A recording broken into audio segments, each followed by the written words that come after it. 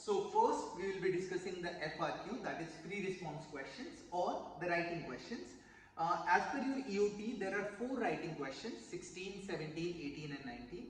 The total marks for the writing questions or for the writing part of the exam is 40. So each question would either contain 10, 12 or 8 marks. There could be sub-parts of the question, that means question 16 can have, let's say, 3 parts, part A, part B and part C for 3 marks each or 2 marks each. What we will be doing, as per the page numbers mentioned in the EOT, we will be discussing the questions which are in your book and we'll try to solve them. And also we will quickly cover up the topic. We have already discussed those topics in detail in the classes, but we'll quickly cover up the expressions, the rules which are required to solve those questions. So this is the first FRQ learning objective. Wave properties, wavelength, period, frequency, amplitude. That means the fundamentals of waves. That means the basics of the waves is what they want you to know in this particular question. We have to discuss from question 14 to 23. You can see all these questions are here. And we'll be solving these questions one by one. The page number is mentioned in your book. You can refer it.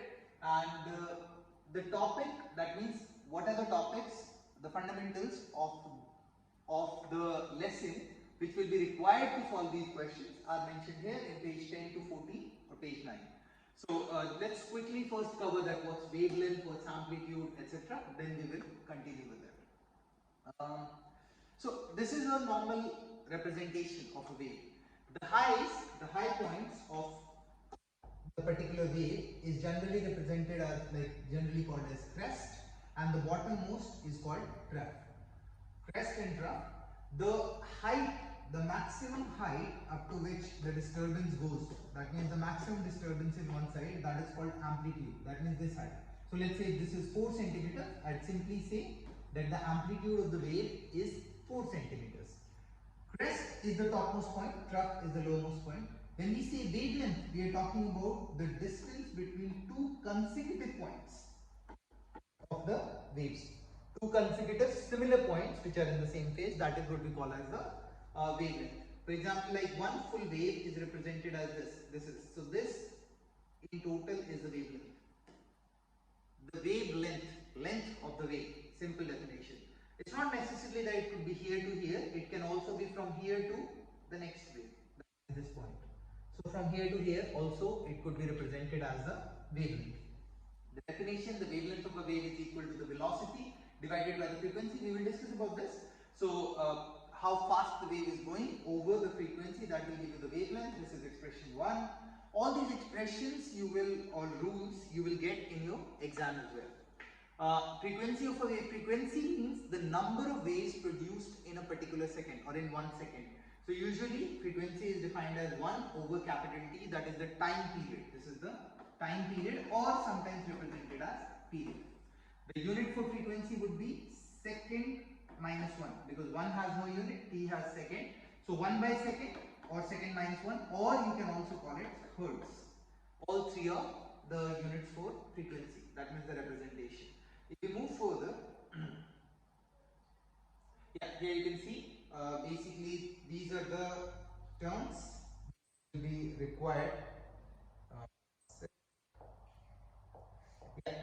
So this is the wavelength as mentioned before. This is the crest. Crest is the point, the topmost point. This is the trough, and this height here is amplitude. This is also amplitude in the negative direction. That means the maximum negative what it does. Wavelength, distance from crest to crest. Generally, we represent the speed of a wave by the letter v. But when we talk about light or electromagnetic wave, we represent it with c, and it's a fixed value that will be given to you in the exam. So you don't have to remember it. It's 3 million kilometers per second, close to that. And the time period is the time taken for one full wave to complete, basically. Frequency, number of waves produced in a particular second. Amplitude, again the definition says the maximum height or the distance from the normal position to the maximum wavelength. Now, not maximum wavelength, maximum disturbance or vibration. Transverse and longitudinal waves. So there is a common like the difference, the basic difference between a transverse and longitudinal wave is that in the transverse wave, what happens is that in the transverse wave, the vibration and the propagation of the wave, they are at 90 degrees. For example, let's say I have a rope, there was a picture before, I have a rope, I am vibrating it. So if I vibrate it up and down, so the vibration is up and down, but the movement of the wave is in the forward direction. So this is the movement of the wave, this is the vibration of the wave or movement of the particle. So the angle is 90 degree and this type of wave is called transverse wave. When we talk about longitudinal wave, in longitudinal waves what happens is that the vibration and the propagation of the wave, they are in the same direction. So the particles are vibrating in this direction and the wave is traveling also in the same direction. So in longitudinal wave, particles move parallel to the wave direction. In transverse wave, particles move perpendicular. Perpendicular means 90 degrees. This is the example of a transverse wave. Crest, trough, told before, amplitude. This is the wavelength. When we talk about longitudinal wave, we have compressions and rarefactions. That means there will be point where the particles will come close, that is compression. There will be point where the particles will go away, that is rarefaction. So here you could say that these are the points of compression, these are the points of rarefactions. And the wave is traveling in this direction, so direction of energy transfer and the direction of oscillation. So the particles keep coming like in this particular format. We have done this in the class. Sound wave is an example of longitudinal wave which forms compression and rarefactions. For example, when I am speaking, what is happening is the air particles around me are changing their pressure and they are coming together, then going away, then coming together, then going away, then coming together, and it keeps on moving. So particles come together, that's compression. When they go away, that's called rarefaction, and that's how the energy gets propagated or transferred. That is the example of a longitudinal wave. If we have to define wavelength in terms of longitudinal wave, I'd say that the difference between two compressions. So like if there is a compression here, there is a compression here, this is what we call as a wavelength. Generally that is not asked, but if we have to specify it in case of a longitudinal wave, that would be the separation between two compressions or separation between two rarefactions. The middle point of that. Okay. Okay, now we can come on the questions. So we'll quickly go back to the other PDF. The first question, a sound wave produced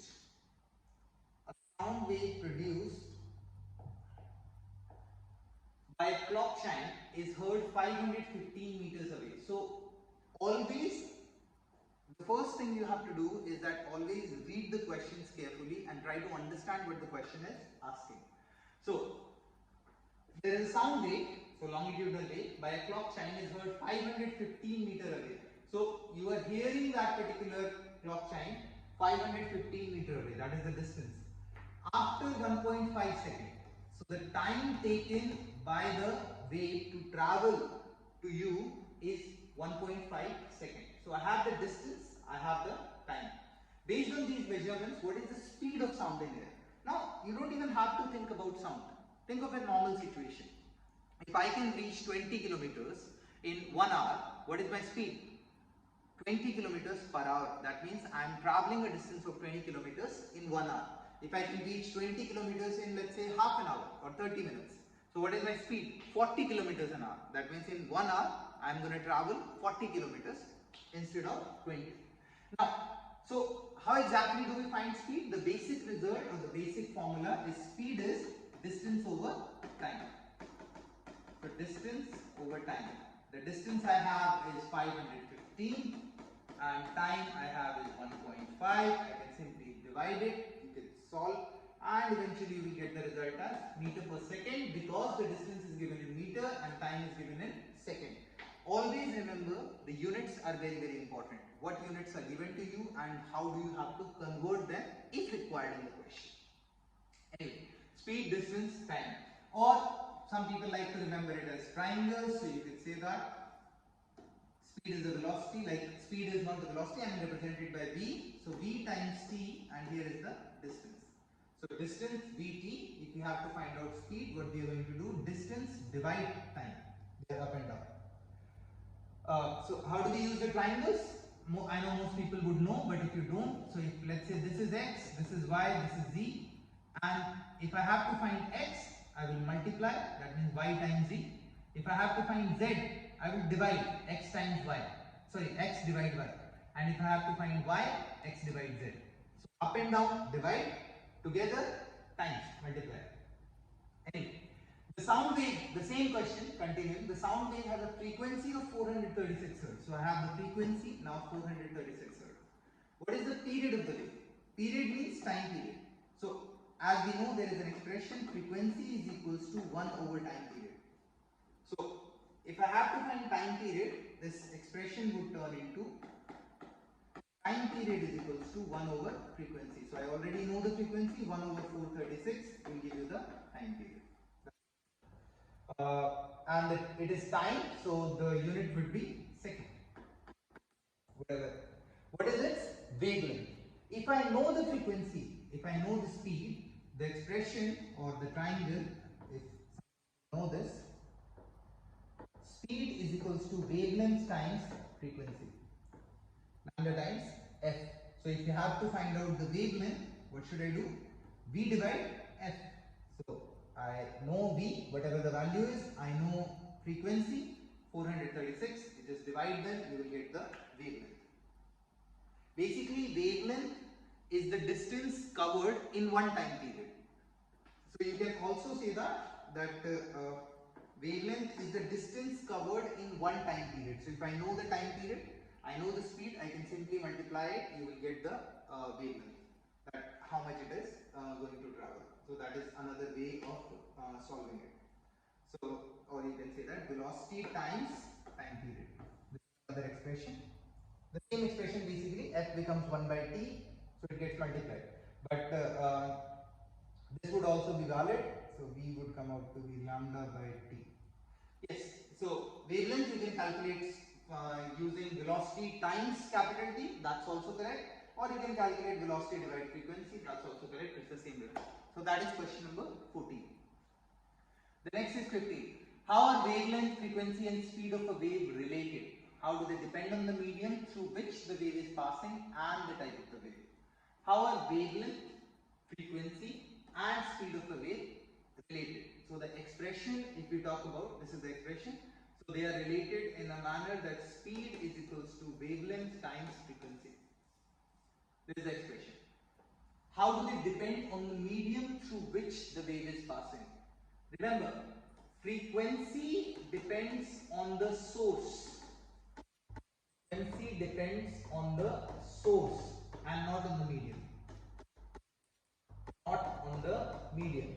Medium means through which the wave is passing. Like right now I'm speaking, so the wave is passing through air. So air is the medium. But what is the source? My vocal cords. That means I am speaking. So that is I am the source. So frequency of my voice depends on me and not where I am speaking. So frequency does not change as per the medium. So frequency does not depend on the medium. But frequency does not depend. Wavelength and speed changes. That means if speed will reduce in a certain medium, wavelength will also reduce. And if speed increases in a certain medium, wavelength will also increase because the frequency remains the same. Frequency is not changing. Okay. Going to the next part. Next question. How do they depend on the medium through which the wave is passing and the type of the wave? How are the wavelength, frequency and speed of a wave? Type of the wave is basically, I think it's either transverse, longitudinal or whatever. Or if we talk about the type of the wave in the other sense as mechanical and electromagnetic, so I don't think electromagnetic waves is actually in your curriculum. So it is just the transverse and the longitudinal wave. So they, in both cases, frequency depends only on the source, wavelength and speed depends on the medium. Next question. What is the speed of a periodic wave disturbance that has a frequency of 3.5 Hz and wavelength 0.700 meter? I have the wavelength, I have the frequency, I need to find out the speed. Simple expression, V is lambda times f. You know the wavelength, you know the frequency. Frequency is in Hertz, wavelength is in meters. meter. Simply no need to change any units, you can directly multiply. Question 17. How does increasing the wavelength by 50% affect the frequency of a wave on a rope? So here we are assuming that we are in the same medium and the speed is changing. So if we have a relation that velocity is equals to, I will erase this, so V is equals to lambda times frequency f. And if V remains same, how does increasing the wavelength by 50%? So we are increasing the wavelength by 50%. So if V remains same, because they don't say anything about it.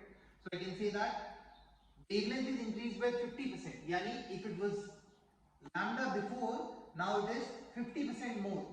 50% of 1 would be half. So 50% more, yani 1.5 lambda. How 1.5? Because it was lambda before, it was 1 before. Now 50% of 1 is 0.5. You add 0.5 in that. So 1.5. This is the old situation. This is the new situation. If speed remains same, let's say the frequency is f1 here. So the frequency f2, how much will be there? So I know if the speed remains same, I can say lambda times f is going to be same. So lambda times f1 is equals to 1.5 lambda times f2. Wavelength will get cancelled. I will have a relation that f2 becomes f1 over 1.5.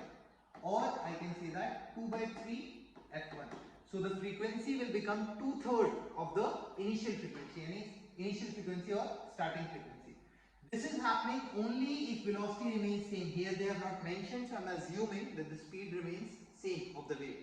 If the speed is changing, then frequency might not be affected at all, because frequency straight away depends on the source. When the medium changes, the wavelength and the speed changes, but the frequency does not change. Here in this situation, I am assuming that the speed is not, the medium is not changing, so the speed remains same, and if the speed remains same, the new frequency will be 2/3 of the old frequency. So 2 by 3 of f1. Moving to the next question. The speed of a transverse wave in a string is 15 meter per second. So they are giving you the speed. If a source produces a disturbance that has a frequency of 6 Hz, so you have given the frequency, what is its wavelength? Simple expression again. V is lambda times f. You know 15. You know the wavelength. You don't know the wavelength. So lambda and frequency is 6. So times 6.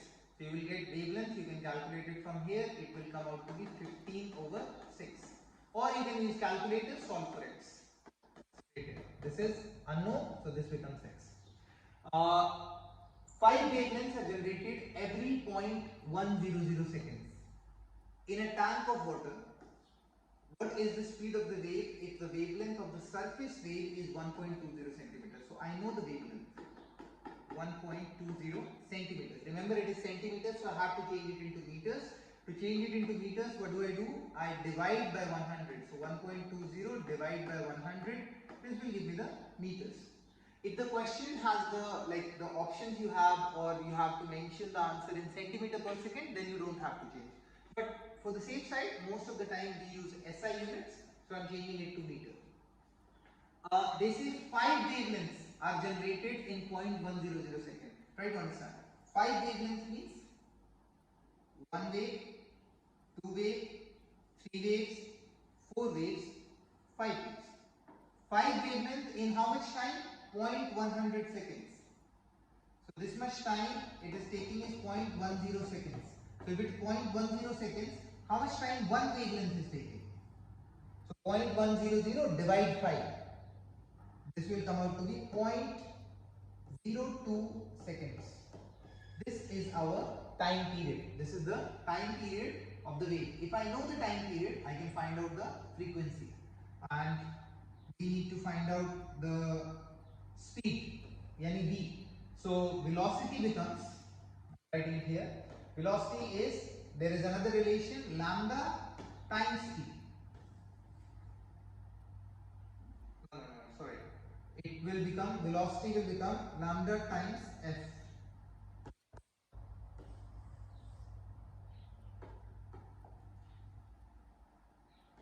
Velocity is equals to lambda over t.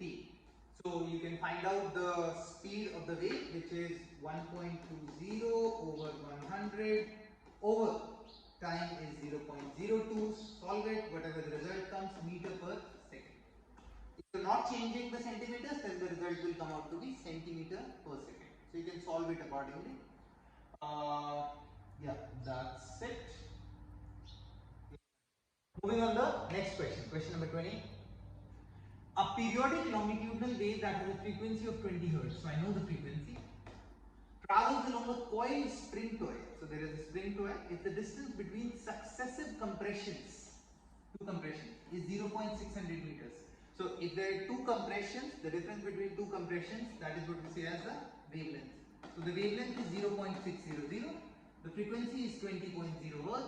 What is the speed of the wave?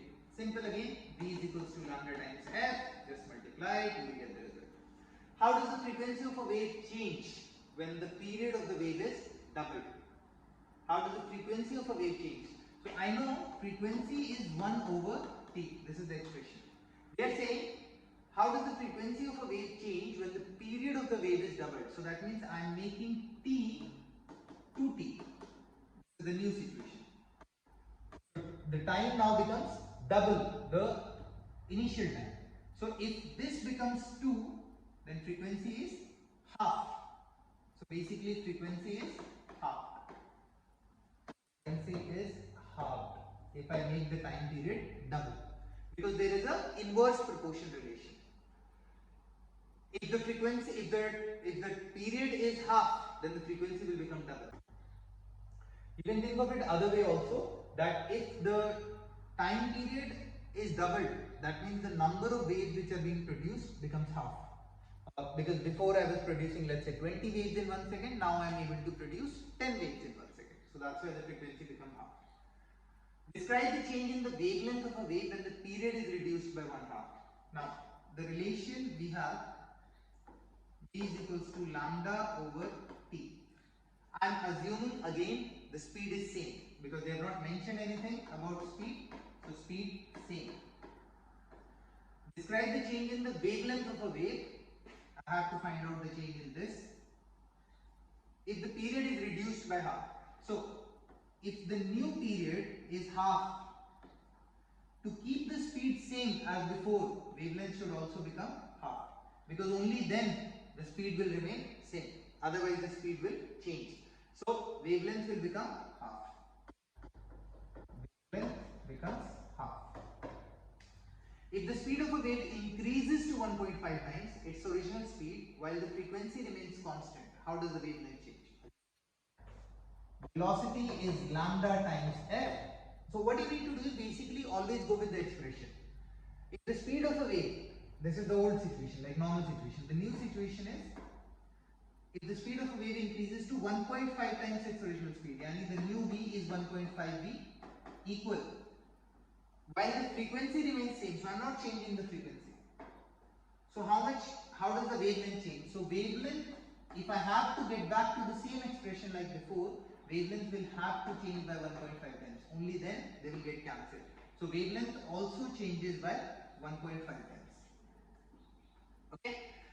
Remember, if the frequency remains same, the effect in the wavelength is same as the effect in the speed, and vice versa as well. That means the effect in the speed is same as the effect in the wavelength. Moving on to the next question, 25. Transverse wave. Suppose you and your lab partner are asked to demonstrate that a transverse wave transports energy without transferring matter. How could you do it? You can demonstrate it using an experiment. It's a simple experiment. Actually, there can be many ways you can demonstrate it. So imagine like you and your friend is tying, like holding a rope. So let's say this is a rope and someone is holding it here, or you tie it here. Now what I do is that basically I tie something here. Let's say I mark it, I tie something here, and then I ask my friend to give it a jerk. So then what happens? The wave will be produced. A wave will be produced. And if a wave will be produced, you will see that the wave, that means the energy, is being transported. But the red particle which you had marked, that remains same. It only moves at the same point. So here they are saying that that a transverse wave transports energy without transferring matter. Right? That means the particle is not moving at all. It is only the energy which is being propagated or moved. Moving to the next question. The wave shown in the figure below travels 11.2 meter to a wall and back again in 4 seconds. So that means it goes and come back in 4 seconds. What is the wave's frequency? You need to find out the frequency. They have also given the distance between two crests, so they have given you the wavelength. So this 1.2 meter is the wavelength. This is the distance of one side. So the total distance becomes 11.2 times 2. Why times 2? Because it is going and then coming back. So the total distance becomes 11.2 times 2, that is 22.4 meters.